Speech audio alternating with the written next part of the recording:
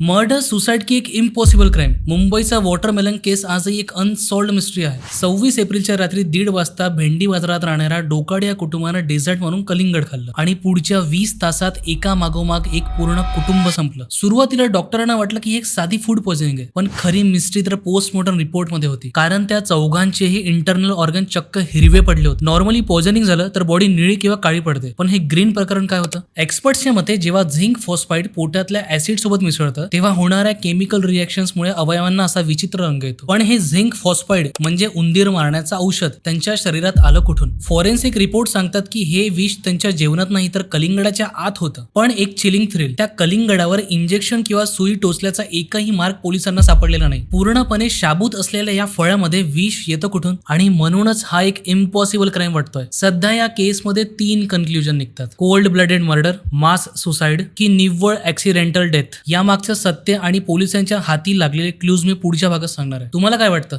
नेमकं काय झालं असेल? कमेंट्समध्ये नक्की सांगा आणि फॉलो करायला विसरू नका. Stay tuned.